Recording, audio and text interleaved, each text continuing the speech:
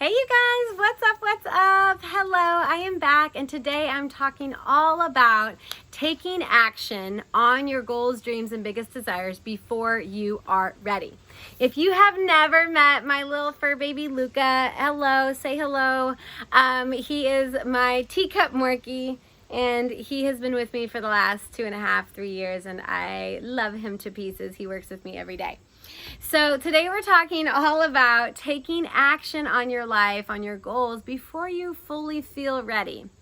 So the idea that you're ever going to be totally 100% ready to take action on certain areas of your life is a myth. I know how easy it is to get caught up in your own thoughts instead of taking action on them. It's easy to replay the same thoughts about whether you should do something or whether you shouldn't do something because of how unsure you are how it's going to work out, right? Sometimes we can get so caught up in the fear of the unknown that it paralyzes us. So with any major decision I have ever made in my life, I have never ever really felt ready to do them, nor have I felt that I could ever attack them and really take control.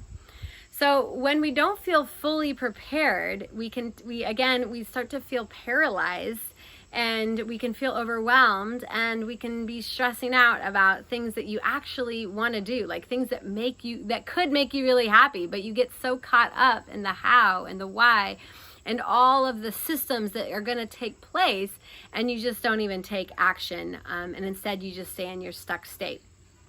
So if you need to feel ready, you're probably waited. If someone says, because I get that question asked a lot, like, how do you know, right?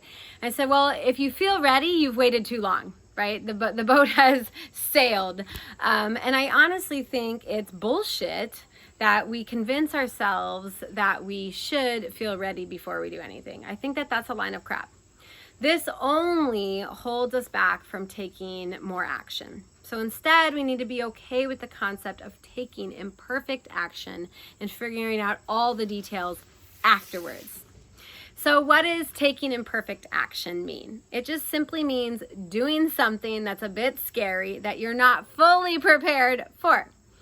People always ask me, like I said, they said, Karissa, how did you know when it was the right time to start your business? How did you know when it was the perfect time in your life to finally step up and ask your husband for a divorce? How did you know which habits or which food that you should be eating for your body so that you can feel and look great? The answer is I don't, right? There's never, ever, ever the perfect time to do anything. So a couple of years ago, 2019 to be exact, in November, I was on a coaching call. And at the time, I was coaching clients part-time. I was speaking on small stages here locally. And I was working my full-time marketing and HR career. And you guys, I was loving every bit of it.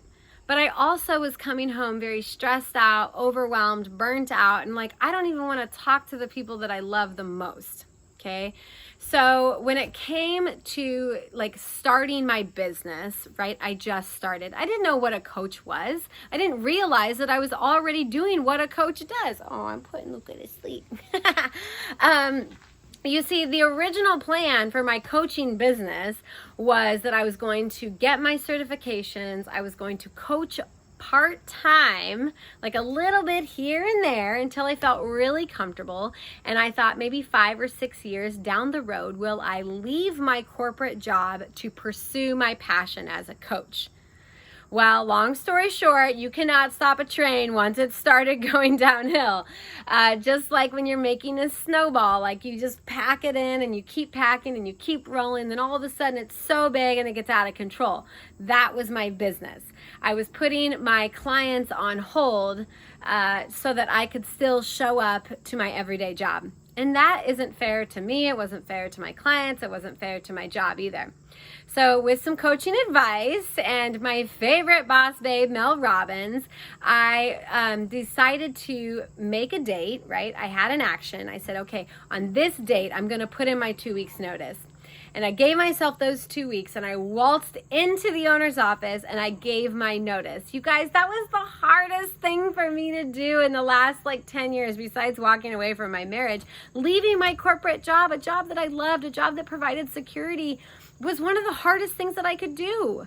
It was. But I knew that I had like a bigger calling, that I had a bigger purpose, and that was more important than helping another business thrive and putting my business on hold.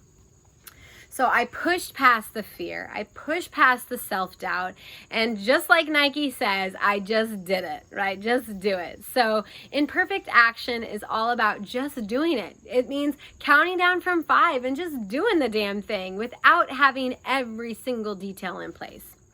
So how to take action before you're ready? That's like the big kicker, because we all know what we need to do. But the thing is how? How do you push past the fear? How do you deal with self-doubt? And how do you just do it?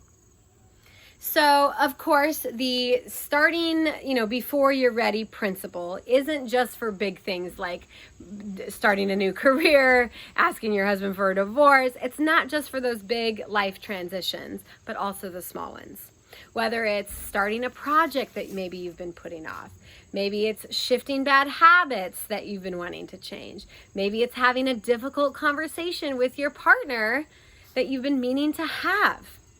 If you're holding yourself back from taking action, here are a few ways that you can do right now that will really help. So I would definitely suggest getting a piece of paper and writing these simple but very effective actions that you can do. Okay, so number 1 is don't get caught up in the details. Planning the big action itself often leads to procrastination. So because you have time to talk yourself out of it. If you say, I'm going to start that project a month from now, you have 30 days to talk yourself out of it. You have 30 days to show, for self-sabotage to show its pretty face. So instead, I want to encourage you just to take baby actions towards your goals. Baby steps. 1% change towards your steps. So starting a business, definitely difficult, right? But I was like, step number 1, what do I want to call my business? Step number 2, who do I want to serve? Step number 3, why do I want to do this? Like, understanding all those things was important for me, but it also helped build momentum. Every day I got closer. Every week I got closer to launching my side hustle into a full blown out coaching practice. Number 2, give yourself permission to be imperfect. Remember, we talked all about imperfect action. Many of us hold ourselves back because we need to do everything right. Any perfectionists out there that struggle with this, you know exactly what I'm talking about. If you're always wanting it to be perfect, if you're waiting for the perfect time or the perfect place or the perfect situation, let's get real. That's bullshit. And you're only procrastinating. There was never going to be the perfect time for me to quit smoking. I just had to do it. I just had to throw the freaking pack of cigarettes away and just do it. There was never I'm just going to ease out of it. No, that didn't work for me. I just had to do it. All in. 100%. Okay? So rather than letting perfectionism control your actions, give yourself permission to take imperfect action in your life. Imperfect action totally reigns over no action at all. All right, and the last step number 3, is create a timeline and forget the backup plan. So you know how there's always like a plan B and a C and a D if something doesn't happen the right way? I want to encourage you to throw plan B out the damn window, because when you know you have plan B waiting in the other corner on the other side of this door is plan B, you're never going to do it because you're planning to fail already. So I want you to start with a timeline, right? I want you to say, if I want to achieve 20-pound weight loss goal, what do I got to do to achieve that? And if I want to do it by January 1st, 20 pounds, totally doable, by the way, even with all the holidays in there. If you want to achieve this goal, what do you need to do? Backwards. So work yourself backwards. Okay, well, I need to start moving my body, I need to eat cleaner, and I need to probably get some support and maybe even a coach for accountability. Great, right? So if I want to hit 20 pounds in January, then by December, I need to hit 10. And by November 1st, I need to start, right? So taking inspired action, but the biggest thing here is start with your goal in mind and then working your way backwards. That's the key to anything. Strategically plan the back steps in order for you to achieve the goal.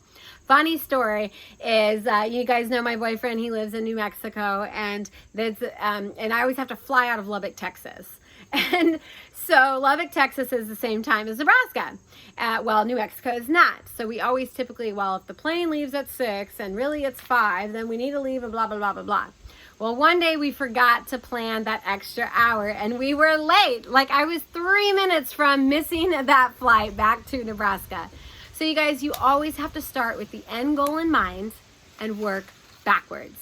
And my biggest tip again is to 5, 4, 3, 2, 1, blast off into imperfect action. You guys, I hope those 3 tips help you move forward in your life, your goals, and your dreams. Take action because actions speak louder than words.